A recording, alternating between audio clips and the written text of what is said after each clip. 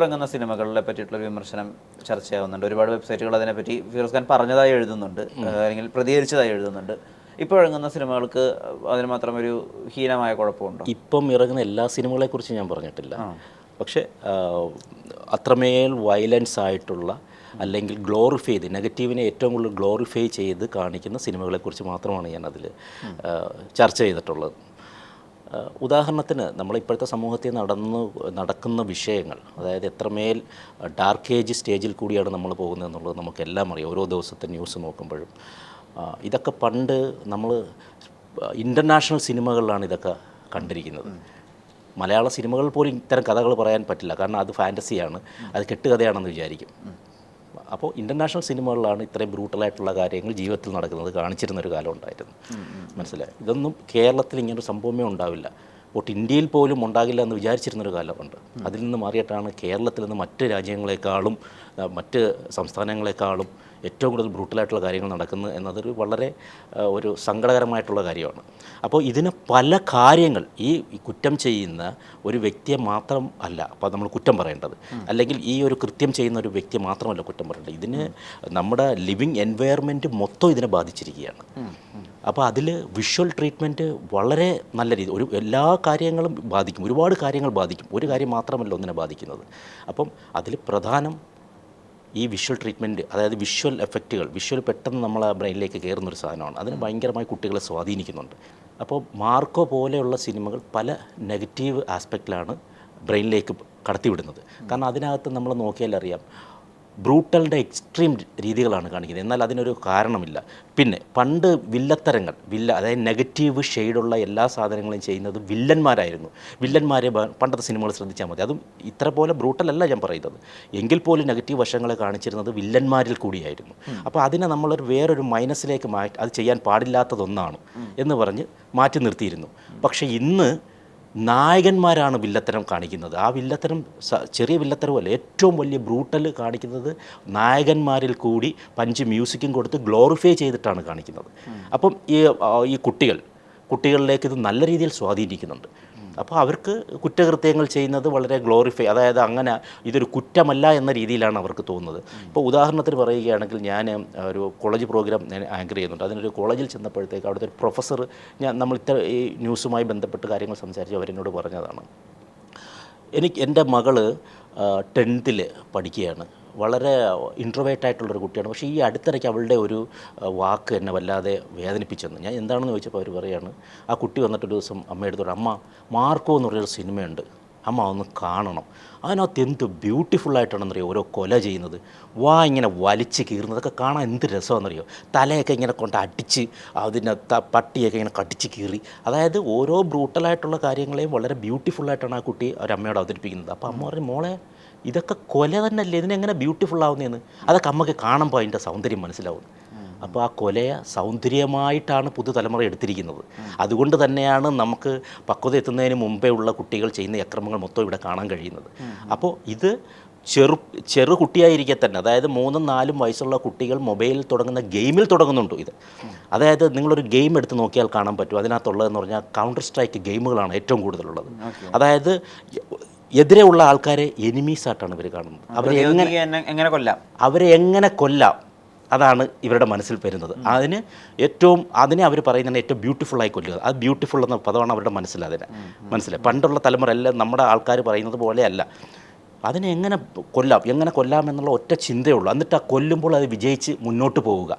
ഇതാണ് അവരുടെ ഒരു തോട്ട് പ്രോസസ്സിൽ വരുന്ന കാര്യം. ഇത് കുട്ടിക്കാലത്ത് തുടങ്ങുന്നു. പിന്നെ ഈ സിനിമകൾ പോലെയുള്ള കാര്യങ്ങൾ നമ്മുടെ ബാക്കിയുള്ള നമ്മളെ ലിവിങ് എൻവയറൺമെൻറ്റ്. പ്ലീസ്. ഇപ്പോൾ ഇന്ത്യയിലെ ഏറ്റവും പ്രായം കുറഞ്ഞ കൊലയാളി ബീഹാറിലെ 13 വയസ്സുകാരൻ ഒരു പയ്യനാണ്.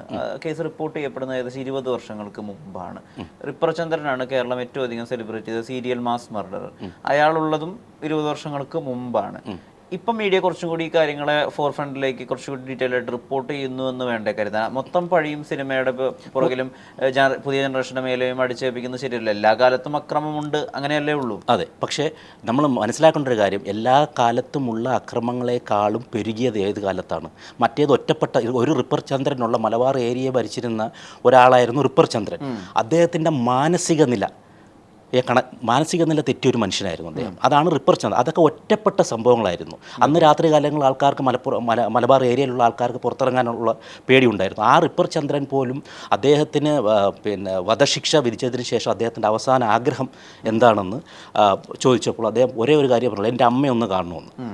ഈ അമ്മ കാണാൻ ജയിലിൽ ചെല്ലുകയും ഇയാൾ അമ്മയുമായിട്ടുള്ള സംവാദത്തിനിടയ്ക്ക് അത് അഴിയിൽ കൂടി ജയിലിൽ നിന്നുള്ള കാഴ്ചയാണ്. അപ്പം അമ്മ ഇങ്ങനെ കെട്ടിപ്പിടിക്കുന്നുണ്ട്, ആ ജയിലിൽ അഴിയിൽ നിന്ന് കെട്ടിപ്പിടിക്കുന്നു. കുറച്ച് കഴിയുമ്പോൾ അമ്മ ഉറക്കം നിലവിളിക്കുന്ന സൗണ്ട് കേട്ടാണ് വാർഡൻ ഓടി വന്ന് പിടിച്ചപ്പോൾ അമ്മയെ കൊല്ലാൻ ശ്രമിക്കുകയാണ് അയാൾ. അപ്പോൾ ഇയാൾ നിറ കണ്ണുകളോട് പറഞ്ഞൊരു കാര്യമുണ്ട്, കുട്ടിക്കാലത്ത് എൻ്റെ അമ്മ ഞാൻ ചെയ്ത തെറ്റുകൾക്ക് ശിക്ഷിച്ചിരുന്നുവെങ്കിൽ ഇന്നെനിക്ക് തൂക്കുകയർ കിട്ടില്ലായിരുന്നു, ഞാൻ ഒരു കൊലയും ചെയ്യില്ലായിരുന്നു. അന്ന് എൻ്റെ തെറ്റുകളെ ഗ്ലോറിഫൈ ചെയ്ത് എൻ്റെ അമ്മ എന്നോട് കാണിച്ചു. അന്ന് ഞാൻ സ്കൂളിൽ നിന്ന് എൻ്റെ ക്ലാസ്സിൽ നിന്ന് ഒരു പെൻസിൽ മോഷ്ടിച്ചുകൊണ്ട് വന്നാലോ അല്ലെങ്കിൽ ചെറിയ ചെറിയ തെറ്റുകൾ എൻ്റെ അമ്മ അതൊന്നും എൻ്റെ അടുത്ത് നെഗറ്റീവായിട്ട് പറഞ്ഞു തന്നില്ല. അതൊക്കെ നല്ലതാണെന്ന രീതിയിൽ പ്രോത്സാഹിപ്പിക്കുകയാണ് ചെയ്തത്. ചെറിയ ചെറിയ കള്ളങ്ങളൊക്കെ അങ്ങനെ ചെറുതിൽ നിന്നാണ് വലുതിലേക്ക് വന്നത്. അപ്പോഴും മനസ്സിലാക്കേണ്ട ഒരു സംഭവമുണ്ട്, ഒരാൾ സാഹചര്യങ്ങളും അവരെ ഭയങ്കരമായി ബാധിക്കുന്നു എന്നുള്ളതാണ് അതിനകത്ത് നമ്മൾ മനസ്സിലാക്കേണ്ട ഒരു കാര്യം. അപ്പോൾ ഇതിനകത്തുള്ള പേരൻറ്റിങ്ങിലേക്ക് വരാം. ഇപ്പോഴത്തെ പേരൻസ് ഇപ്പോൾ ഒറ്റപ്പെട്ട സംഭവമല്ല. ഇപ്പോൾ ഇതൊരു സാധാരണ ഒരു ദിവസം നിങ്ങൾ ന്യൂസ് എടുത്താൽ മൾട്ടിപ്പിൾ ന്യൂസാണ് ഇത്തരം ബ്രൂട്ടൽ രീതികളിൽ വരുന്നത്. മൾട്ടിപ്പിൾ ന്യൂസാണ്. പണ്ടങ്ങനല്ല, മനസ്സിലായി. ഇപ്പോൾ നിങ്ങൾക്ക് പറയാൻ ഉദാഹരണം പണ്ടത്തെ കാലത്ത് 1-2 പേരുടെ കാര്യമാണ് പറയുന്നത്. ഇന്ന് നിങ്ങൾ എടുത്ത് നോക്കുകയാണെങ്കിൽ ഓരോ ദിവസവും മൾട്ടിപ്പിൾ കാര്യങ്ങൾ നിങ്ങൾ പറയേണ്ടി വരും, ഇത്തരം കാര്യങ്ങൾ അല്ലേ. അപ്പോൾ ഇതിലേക്ക് എത്തിച്ചേരുന്നത് എങ്ങനെയാണ്? എല്ലാവരും അതിനകത്ത് കുറ്റക്കാരാണ്. നിയമവ്യവസ്ഥിതി കുറ്റക്കാരാണ്. പിന്നെ നമ്മുടെ പേരൻസ്, ടീച്ചേഴ്സ്, സുഹൃത്തുക്കൾ എല്ലാവരും ഇതിനകത്തല്ല. ഒരാൾ ഒറ്റയ്ക്കൊരു സംഭവമായി മാറില്ല. അപ്പോൾ ഇനി പേരൻസിലേക്ക് വരാം. പേരൻസിൽ വരികയാണെങ്കിൽ നമ്മൾ അതിന് ഏറ്റവും വലിയൊരു ഉദാഹരണമുണ്ട്. നമ്മുടെ ബൾബ് കണ്ടുപിടിച്ച തോമസ് ആൽവ എഡിസൺ എന്ന് പറഞ്ഞ ആളാണ്. അദ്ദേഹം ഇന്നത്തെ രീതിയിൽ അല്ലെങ്കിൽ നമ്മൾ അറിയുന്ന രീതിയിൽ പ്രശസ്തനാകാനൊരു കാരണം ഒരമ്മയാണ്. അത് ആ കഥയാണെന്ന് പറയാം. അതായത് ഒരു ദിവസം എൻ്റെ സ്കൂളിൽ നിന്ന് ഒരു ലെറ്റർ എൻ്റെ അമ്മയ്ക്ക് കൊണ്ട് കൊടുക്കുകയാണ്. അപ്പോൾ അമ്മ ആദ്യം ലെറ്റർ വായിച്ചപ്പം ഫേസിൽ ചെറിയൊരു വ്യഗ്രത വന്നു. അപ്പോൾ മോൻ ചോദിച്ചു, എന്താ അമ്മ അതിൽ എഴുതിയിരിക്കുന്നതെന്ന് ചോദിച്ചപ്പം പറഞ്ഞു, അത് വേറൊന്നുമല്ല, മോന് ആ സ്കൂളിലെ ടീച്ചർ എഴുതിയിരിക്കുന്നത് ഇങ്ങനെയാണ്, മോൻ അവിടുത്തെ ഏറ്റവും വലിയ ബ്രില്യൻ്റായിട്ടുള്ള സ്റ്റുഡൻ്റാണ്, മോനെ പഠിപ്പിക്കാൻ തക്കവണ്ണമുള്ള ഒരു ടീച്ചേഴ്സും അവിടെ ഇല്ല, അത്രമേൽ ബ്രില്യൻ്റാണ്, അതുകൊണ്ട് വലിയ സ്കൂളിൽ മോനെ ചേർക്കണം എന്നുള്ളതാണ് ഇതിൽ എഴുതിയിരിക്കുന്നതെന്ന് പറഞ്ഞു. അപ്പോൾ അവന് അഭിമാനം വന്നു.